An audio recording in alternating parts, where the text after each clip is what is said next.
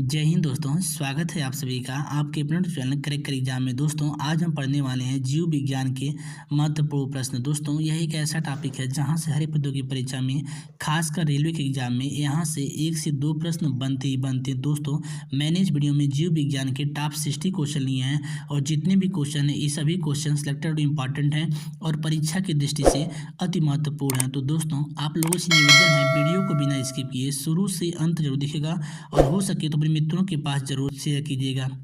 चलिए दोस्तों अपने प्रश्न की तरफ बढ़ते हैं और आज का हमारा पहला प्रश्न है, जीव विज्ञान शब्द का प्रयोग सर्वप्रथम किसने किया था? तो दोस्तों इसका राइट आंसर हो जाएगा लैमार्क और ट्रेविनस। किसने?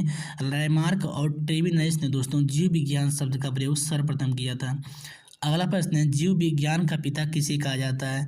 तो दोस्तों इसका राइट आंसर हो जाएगा अरस्तु को। किसे? अरस्तु को। Very very most important question दोस्तों, यह प्रश्न कई परीक्षा में पूछा गया है कि जीव विज्ञान का पिता किसे कहा जाता है, तो अरस्तु को, इसे ध्यान में रखिएगा।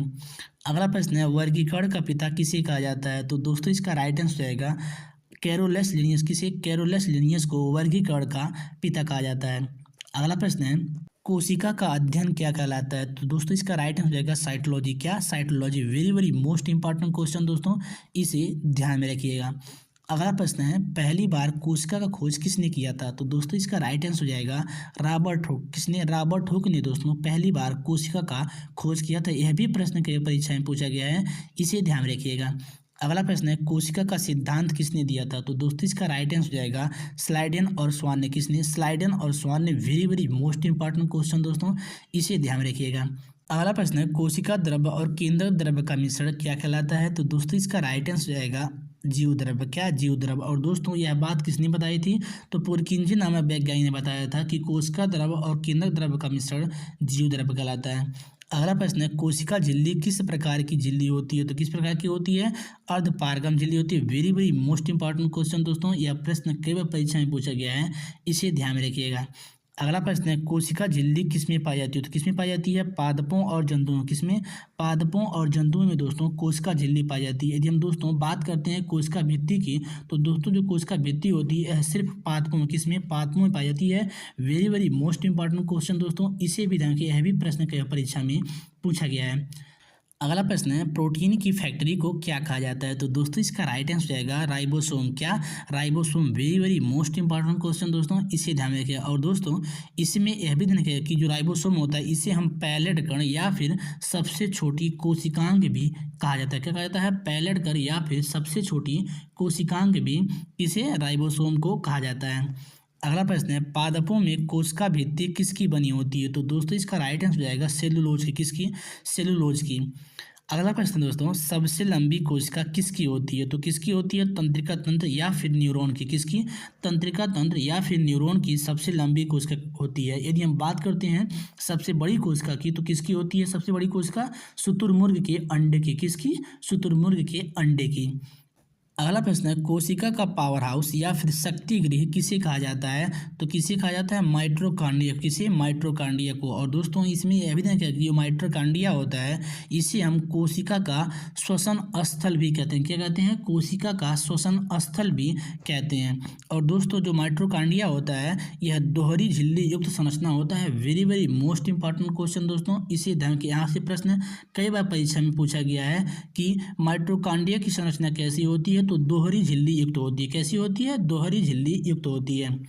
अगला प्रश्न है, माइटोकॉन्ड्रिया में ऊर्जा का संचय किसके द्वारा होता है? तो दोस्तों इसका राइट आंसर हो जाएगा एटीपी के द्वारा। किसके द्वारा? एटीपी के द्वारा, जिसका फुल फॉर्म होता है एडेनोसिन ट्राइफॉस्फेट। किस क्या होता है? एडेनोसिन ट्राइफॉस्फेट होता है। और दोस्तों जो एटीपी होता है इसे हम कोशिका का ऊर्जा मुद्रा भी कहते हैं। क्या कहते हैं? कोशिका का ऊर्जा मुद्रा भी कहते हैं। Very very most important question दोस्तों, इसे ध्यान में रखिएगा। अगला प्रश्न है, आत्मघाती थैली के नाम से किसे जाना जाता है? तो दोस्तों इसका राइट आंसर जाएगा लाइसोसोम। किसे? लाइसोसोम को दोस्तों आत्मघाती थैली के नाम से जाना जाता है। ठीक। अगला प्रश्न है, केंद्रक की खोज किसने की थी? तो दोस्तों इसका राइट आंसर जाएगा रॉबर्ट ब्राउन ने। किसने? रॉबर्ट ब्राउन ने दोस्तों केंद्रक की खोज की थी। Very very most important question दोस्तों, यह भी प्रश्न कई परीक्षा में पूछा गया है, इसे ध्यान में रखिएगा। अगला प्रश्न है, केंद्रक में धागे नुमा संरचना को क्या कहा जाता है? तो दोस्तों इसका राइट आंसर हो जाएगा क्रोमैटिन। किस क्या कहता है? क्रोमैटिन कहा जाता है। और दोस्तों जो क्रोमैटिन होता है इसमें हिस्टोन नामक प्रोटीन पाया जाता है। Very very most important question दोस्तों, यह भी प्रश्न के परीक्षा में पूछा गया है, इसे ध्यान दोस्तों। वीडियो में आगे बढ़ने से पहले आप लोगों से छोटी सी रिक्वेस्ट है, यदि आप लोग अभी तक हमारे चैनल को सब्सक्राइब नहीं किए तो प्लीज़ चैनल को सब्सक्राइब करें, वीडियो को लाइक और शेयर जरूर करें। दोस्तों आपका लाइक और शेयर ही हमें अगला वीडियो बनाने के लिए मोटिवेट करता है। और दोस्तों हो सके तो अपने मित्रों के पास जरूर शेयर करें। अगला प्रश्न है, मनुष्यों में गुणसूत्रों की संख्या कितनी होती है, या फिर क्रोमोसोम की संख्या कितनी होती है?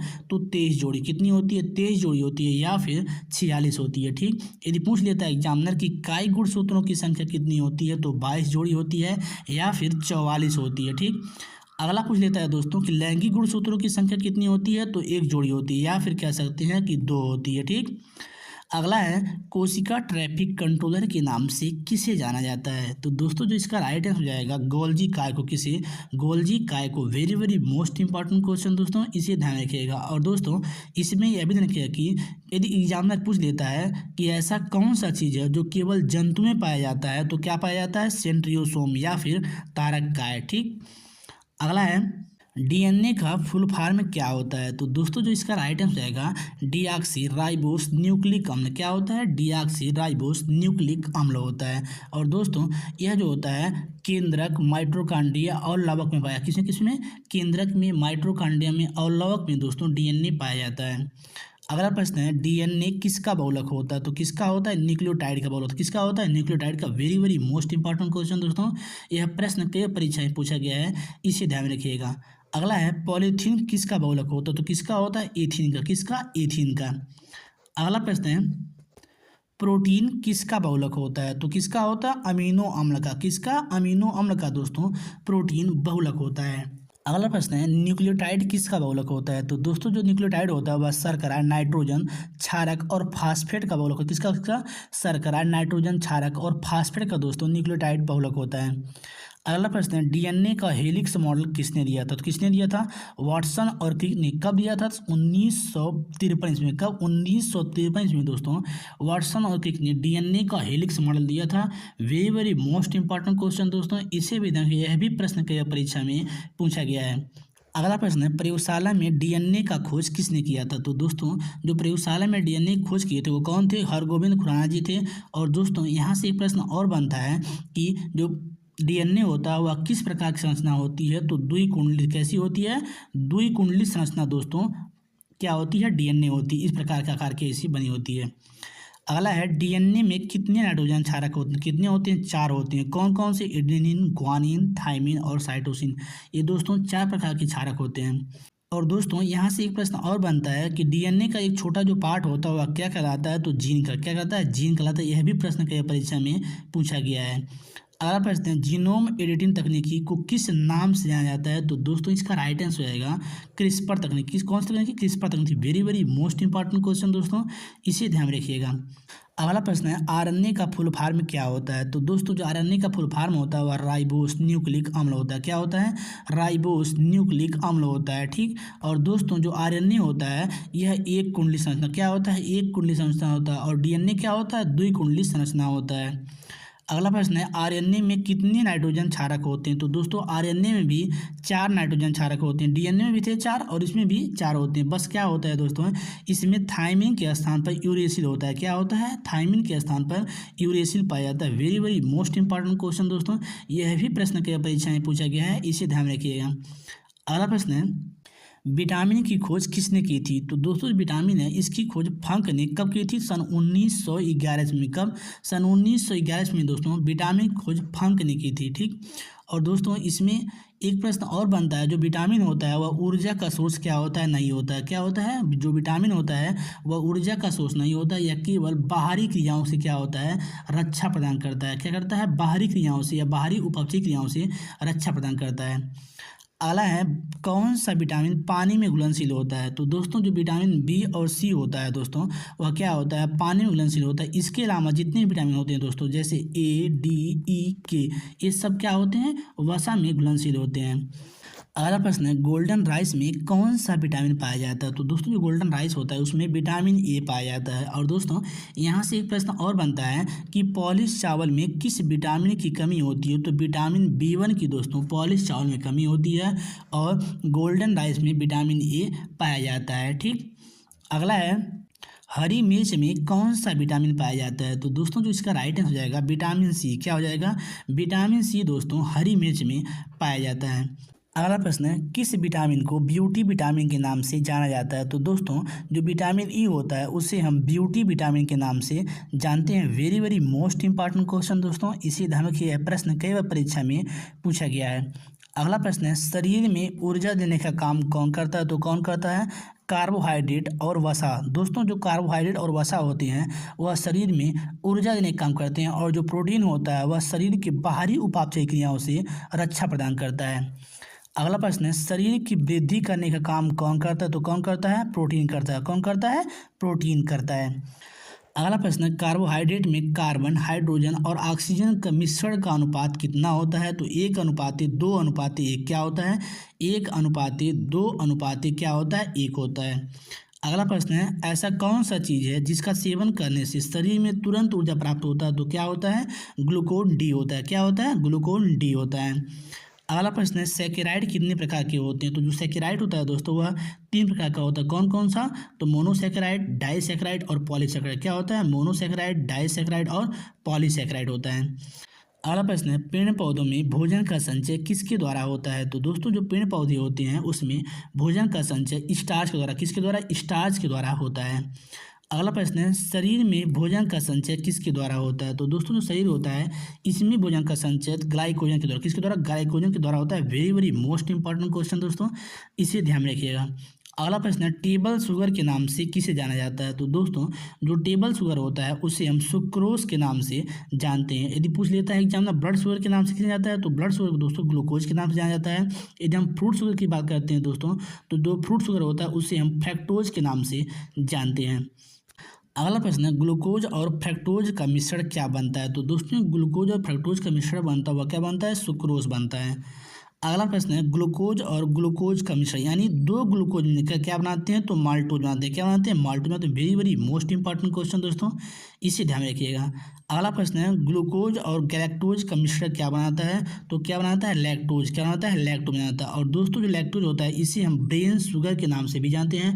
Very very most important question दोस्तों, यह प्रश्न कई परीक्षा में पूछा गया है कि ब्रेन शुगर के नाम से किसे जाना जाता है? तो लैक्टोज को जाना जाता है। अगला प्रश्न है, शरीर में ग्लूकोज की मात्रा कम करने का कार्य कौन सा हार्मोन्स करता है? तो कौन सा हार्मोन्स करता है? Insulin hormones. कौन सा हार्मोन्स? Insulin hormones. अगला प्रश्न है, शरीर में इंसुलिन का निर्माण कहाँ होता है? तो कहाँ होता है? अग्नाशय के बीटा कोशिका में। कहाँ? अग्नाशय के बीटा कोशिका में दोस्तों इंसुलिन का निर्माण होता है। अगला प्रश्न है, प्रोटीन की खोज किसने की थी? तो किसने की थी? वर्जिलियस और मुल्डर। किसने? वर्जिलियस और मुल्डर वैज्ञानिक ने प्रोटीन की खोज की थी। Very very most important question दोस्तों, इसे भी ध्यान रखिए, यह भी प्रश्न कई बार परीक्षा में पूछा गया है। अगला प्रश्न है, अमीनो अम्लों में कौन सा बांड पाया जाता है? तो कौन सा बांड? Peptide bond. कौन सा बांड? पेप्टाइड बांड दोस्तों अमीनो अम्लों में पाया जाता है। अगला प्रश्न है, प्रोटीन की कमी से कौन सा रोग होता है? तो कौन सा रोग? क्वाशियोरकोर और मैरास्मक। कौन सा रोग? क्वाशियोरकोर और मैरास्मक दोनों रोग दोस्तों प्रोटीन की कमी से होता है। और दोस्तों जो क्वाशियोरकोर रोग होता है उसमें क्या होता है? पेट बाहर निकल जाता है। और जो मैरास्मक रोग होता है इसमें मांसपेशियां ढीली पड़ जाती हैं। और दोस्तों इसमें एक महत्वपूर्ण बात यह ध्यान रखिएगा कि जो दोनों रोग होता है किसमें होता है? बच्चों में होता है। किसमें होता है? बच्चों में होता है, इसे ध्यान रखिएगा। अगला प्रश्न है, दाल में कौन सा प्रोटीन पाया जाता है? तो दाल में कौन सा प्रोटीन पाया जाता है? Prolamins. Very very most important question दोस्तों, इसे ध्यान रखिए, यह प्रश्न कई बार परीक्षा में पूछा गया है। अगला प्रश्न है, अनाज जैसे गेहूं, चावल, मक्का इत्यादि में कौन सा प्रोटीन पाया जाता है? तो कौन सा प्रोटीन? ग्लूटिन्स। कौन सा? ग्लूटिलिन्स प्रोटीन दोस्तों अनाज जैसे गेहूं, चावल, मक्का इत्यादि में ग्लूटिन्स प्रोटीन पाया जाता है। अगला प्रश्न है, दूध में कौन सा प्रोटीन पाया जाता है? तो दोस्तों जो दूध होता है इसमें केसीन नामक प्रोटीन। कौन सा प्रोटीन? केसीन नामक प्रोटीन दोस्तों दूध में पाया जाता है। Very very most important question दोस्तों, इसे भी ध्यान रखिए, यह भी प्रश्न के परीक्षा में पूछा गया है। अगला प्रश्न है, आनुवांशिक पदार्थ में कौन सा प्रोटीन पाया जाता है? तो कौन सा हिस्टोन प्रोटीन, कौन सा हिस्टोन प्रोटीन दोस्तों आनुवांशिक पदार्थ में पाया जाता है। अगला प्रश्न है खून में कौन सा प्रोटीन पाया जाता है? तो दोस्तों जो खून होता है उसमें ग्लोबिन, कौन सा प्रोटीन? ग्लोबिन प्रोटीन पाया जाता है। Very very most important question दोस्तों, इसे भी ध्यान रखिए, यह भी प्रश्न के परीक्षा में पूछा गया है। अगला प्रश्न है त्वचा, बाल और नाखून में कौन सा प्रोटीन पाया जाता है? तो दोस्तों जो त्वचा, बाल और नाखून होता है इसमें कैरोटीन, कौन सा? कैरोटीन प्रोटीन पाया जाता है। अगला प्रश्न है दोस्तों, और आज का हमारा लास्ट प्रश्न है अंडा में कौन सा प्रोटीन पाया जाता है? तो दोस्तों जो अंडा होता है इसमें एल्बुलिन, कौन सा? एल्बुलिन प्रोटीन पाया जाता है। Very very most important question दोस्तों, इसे ध्यान रखिए। दोस्तों आज का हमारा वीडियो आप लोगों को कैसा लगा कमेंट करके जरूर बताइएगा, और वीडियो अच्छा लगा हो तो प्लीज़ चैनल को सब्सक्राइब करें, वीडियो को लाइक और शेयर जरूर करें, और हो सके तो अपने मित्रों के पास जरूर शेयर कीजिएगा। मिलते हैं किसी अन्य वीडियो में, तब तक के लिए धन्यवाद।